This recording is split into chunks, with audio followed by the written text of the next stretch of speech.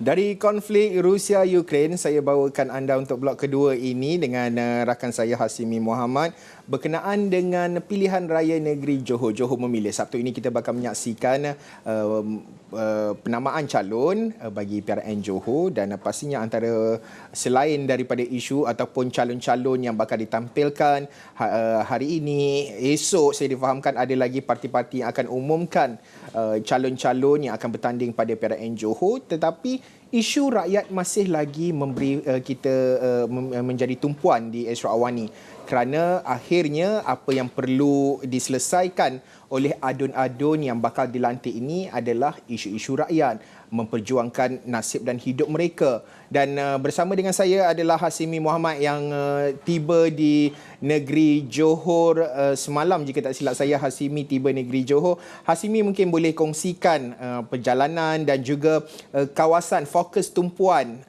Dewan Undangan Negeri, kerana difahamkan kita ada Firdaus Azil yang dah lama ada di sana, Hilmi Malik juga ada di sana, Syuhada, Aiman. Mungkin Hasimi don kawasan fokus tumpuan, Hasimi.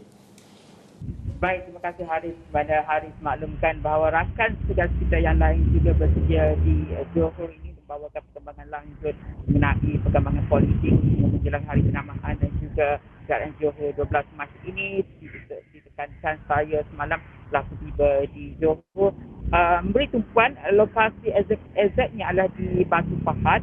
Rakan tugas kita Hilmi Malik untuk memberi sokongan kepada rakan tugas kita Azil yang telah berada sebulan di sini, membuat liputan di masing dan juga ada sahabat yang akan berlipat langsung ataupun memberikan liputan di kawasan semua dan sebagainya. Namun untuk hari ini saya daripada kita melihat kepada kursi panas, khususnya saya berada di Batu Pahat, untuk kita faham juga di bawah Parlimen Batu Pahat ini ada 3 Dewan Undangan Negeri, iaitu Tenggarang, Penggaram dan juga Renyip, yang mana dianggarkan lebih 133,000 pengundi berdaftar akan menjalankan tanggungjawab pada 12 Mac ini. Kalau ikutkan di atas kertas, Tenggarang juga antara kursi panas kalau dilihat pada rekod pada PRU 14 yang lalu, di mana di DUN ini majoriti atau menang tipis kurang daripada 1,000 undi. Ketika itu calon dari Pakatan Harapan PH menewaskan calon BN dengan hanya lebih kurang 900 undi. Maka tumpuan untuk DUN Tenggarang juga akan diberikan pada menjelangnya penamaan calon dan juga hari pengundian 12 Mac ini. Namun kita melihat kepada rekod dari segi pengundi untuk SPR berdasarkan data yang telah pun dikeluarkan oleh SPR, majoritinya pengundi yang akan menjalankan tanggungjawab pada 12 Mac ini adalah mereka yang berusia antara 21 hingga 30 tahun, lebih daripada 8,000 pengundi.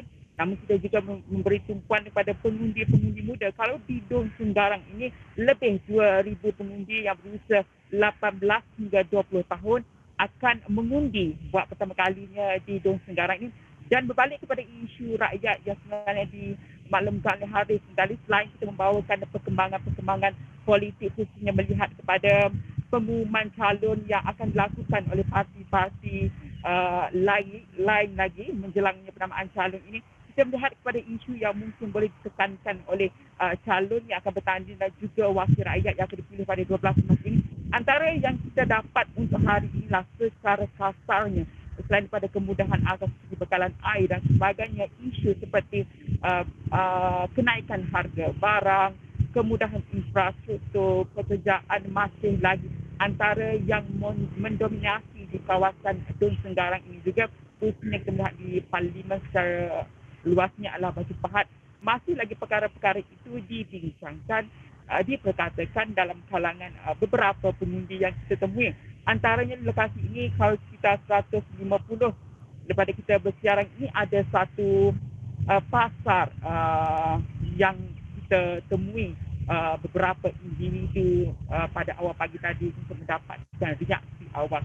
Khususnya untuk kita melihat kepada struktur ekonomi di DUN ini, yang mana kebanyakannya adalah pertanian, perniagaan dan juga adalah yang bekerja atau berhijrah dari luar DUN ini. Khususnya kita melihat kepada untuk masa hadapan, melihat kepada ekonomi misalnya dengan pembukaan sempadan negara, antara perkara-perkara yang dimaklumkan oleh pengundi untuk melihat kepada peluang pekerjaan.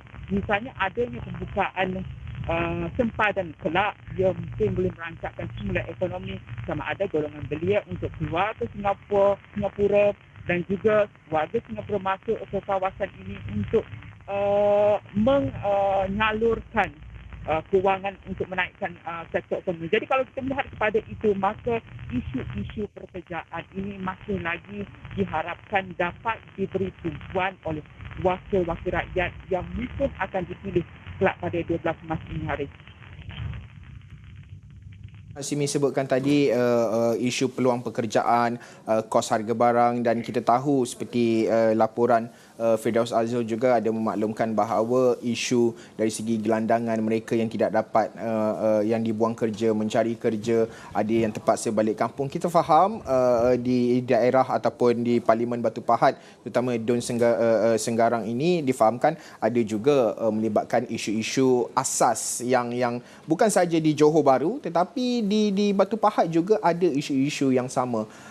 Mungkin Hasimi boleh perincikan apa antara perkara-perkara yang dikongsikan oleh individu-individu yang ditemu buat oleh Hasimi, terutamanya dari segi kelangsungan hidup mereka itu. Apa permasalahan utama mereka? Kerana kalau saya Google, saya nampak ada laporan-laporan isu asas seperti kemudahan air, tetapi kita faham dalam isu pandemik COVID-19 ini antara perkara yang lain juga adalah berkenaan dengan peluang pekerjaan. Mungkin Hasimi boleh kongsikan luahan hati mereka itu, Hasimi.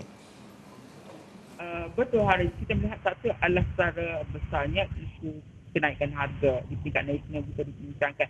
Di peringkat negeri juga khususnya Dun Senggarang ini juga tidak terlepas isu tersebut.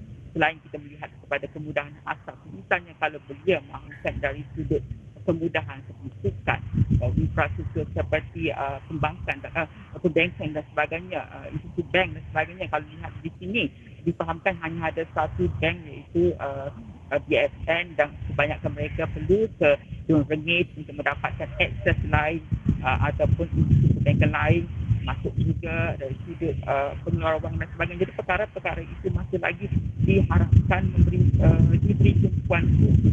Selain itu kita melihat kepada COVID-19 ini peningkatan kes, misalnya kalau dalam kalangan peniaga masih lagi terkesan kerana pelanggan atau bilangan pelanggan pengunjung itu masih lagi dalam konsumsi yang sedikit banyak, memberikan kesan yang besar kepada mereka dengan kenaikan harga barang dan sebagainya. Mereka juga terhimpit kerana tidak boleh menaikkan harga barang. Pada masa yang sama perlu berdepan dengan bilangan pelanggan yang sedikit. Itu perkara-perkara yang dimaklumkan. Ada yang seharinya pendapatan RM50. Kalau tiada pelanggan terpaksa berdepan dengan RM30. Itu perkara-perkara asas yang perlu diberi tumpuan, bukan sahaja untuk hanya war-warkan manifesto yang senang untuk kita dengari, tetapi pada hakikatnya penduduk atau rakyat di bawah ini masih lagi bergelut untuk meneruskan kehidupan hari.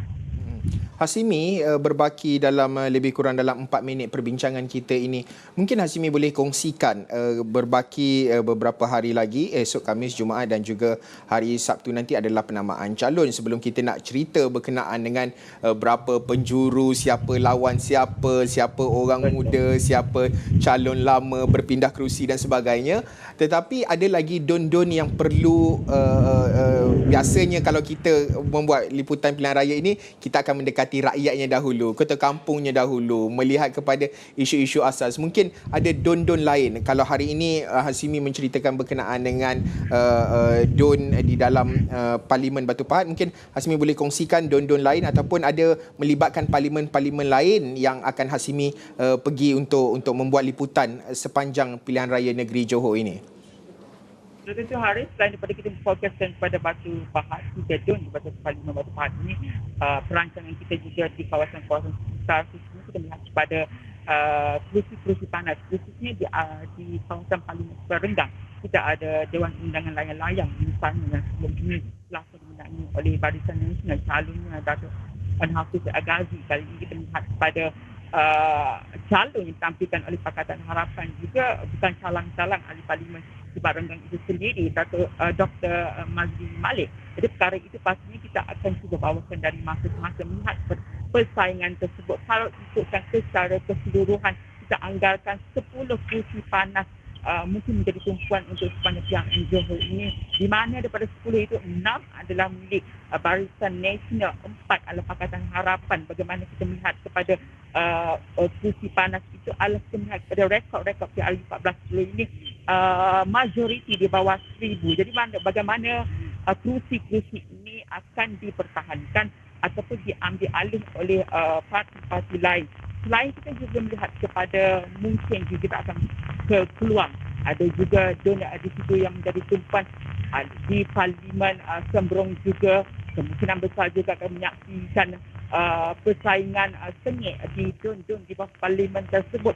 Dan selain itu memfokuskan kepada persaingan tersebut, pastinya apa yang akan dijanjikan ataupun perkara-perkara yang perlu diatasi di don-don tersebut. Selain juga di donor lain yang kita akan bawakan bersama dengan rakan tugas yang lain, Haris.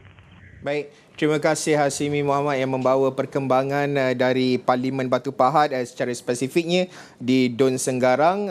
Mungkin saya tidak pasti sama ada produser Awani 745 akan berlintas langsung sekali lagi dengan Hasimi ataupun tidak malam ini. Tetapi pastinya selain Hasimi, kami di Astro Awani juga ada beberapa lagi wartawan serta wakil kami, Firdaus Azil, Himi Malik, Syuhada dan juga Aiman yang akan terus membawakan perkembangan terkini dari semasa ke semasa berkenaan dengan pilihan raya negeri Johor. Dengan Sabtu ini kita akan menyaksikan penamaan calon secara rasminya bagi PRN Johor. Siapa akan lawan siapa, berapa penjuru dan juga mungkin akan ada nama-nama besar yang akan bertanding pada pilihan raya negeri Johor kali ini.